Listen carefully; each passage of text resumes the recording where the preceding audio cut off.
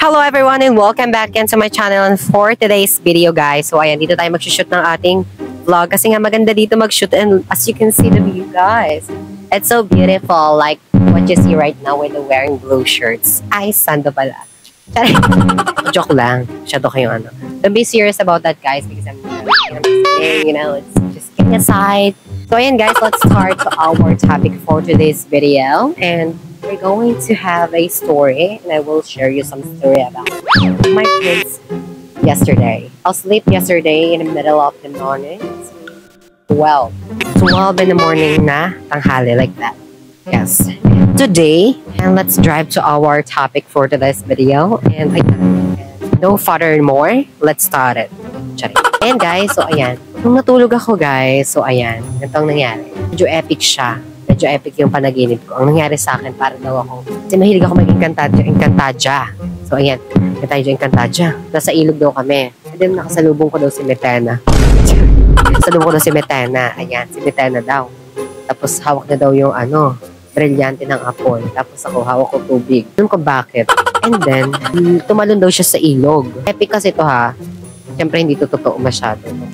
Pero parang nararamdaman mo when you're here, when you're right there on that, at the moment, that time. Kasi, you feel, yeah, you will feel although that is a dream, pero nararamdaman mo siya with your soul. With your soul. And nararamdaman mo siya with your soul, yes. And nandun ka sa panaginip. And then, pagkatapos na tayo sa pinaka-exciting part. And then, may mga nagkukumpulan daw na lalaki doon. Alam mo na ang next. May nagkukumpulan daw na lalaki doon. And then, paglangoy ko daw, nakaligtas ako kay Metena and bigla nang nawala siya. Hindi ko alam kung bakit siya nawala. Doon yung sa part na yun, bigla siya nawala. Kasi pakat-kat ang panaginip natin, di ba? Para siyang video na hindi natin maintindihan. Katulad dito, hindi natin maintindihan. Yan, napunta daw ako. Yan, napunta. So busy daw ako. Napunta daw ako sa mga lalaki. And then, ayun. Nakapag-usap daw ako. Kumusta daw sila? Di ba sila na paano? Nakita ba nila? Metchenechi. Like that. Kasi na-addict na rin ako sa Encantadia. Kaya napapanaginip ako ng siguro. And ayan, tapos nun, nagpa-picture daw sa akin yung lalaki. I mean, ako yung nag-capture sa kanya and then nag-post siya sa may part na bato. Like, lalaki siya pero hindi ganyan yung post. Ganyan siya. Ganyan. Then, ang nangyari, ayun, bigla nag-cut. Napunta na kami sa part na nasa higaan na ako. Nasa higaan. Pero hindi walang nangyari. Ang nangyari kasi, parang nag-cut. Punta siya sa isang lugar. Sa isang lugar din ako. Maghiwalay kaming punta ako sa kwarto ko. Napunta siya sa kwarto niya. Alam niyo kung ano. Alam niyo nasa isang kwarto kami. Ayun, napunta siya sa kwarto niya. Tapos, nag-video call daw ako sa kanya. Yes, gamit ko itong tablet na to. Yan, nag-video call daw ako sa kanya. Tinanong ko siya kung nasan. Hindi ko alam kung bakit kami naging close agad dun sa panahon. Pero, ayun. Dun sa part na tinawagan ko siya. Sabi ko, nasan ka? Niya nasa kwarto niya rin siya. And then, sabi ko, pumunta ka dito sa kwarto ko. Pumunta ka sa kwarto ko kasi nga, ayun, nagkita ko, tapos kasama niya doon isang tropa niya. Hindi ko din kilala yun. Kasi hindi ko namukaan. And then, nung papunta na siya, tapos ang layo ko, yung parang eksena novela, yung parang, yung tatakbo. Pero ako lakad lang yung ginawa ko doon sa panaginip ko. Naglakad lang ako. Lakad. Malapit sa kanya. Tapos, ang ginawa na yun, inag ko siya, bes. Tapos, ang pakiramdam ko sa kanya at ang pagdating ko sa kanya, matangkad na hindi kapayatan, saktong katawan niya, mas matangkad. Tapos pag yumayakap daw siya sa akin, kasi nung lumapit ako sa kanya, niyakap ko siya agad. And then nung yumayakap siya sa akin, nakita ko dun sa visual ng panaginip ko, parang nakaganto siya sa akin. Nakaganto ako. Kaya nakaganto ako. Di ba tangkad niya? Ganun. Ayun ang tangkad niya, guys. Hindi basta, kinikilig ako pa yung, tapos biglang nawala sa point na ginising ako ni Bianca, kapatid ko.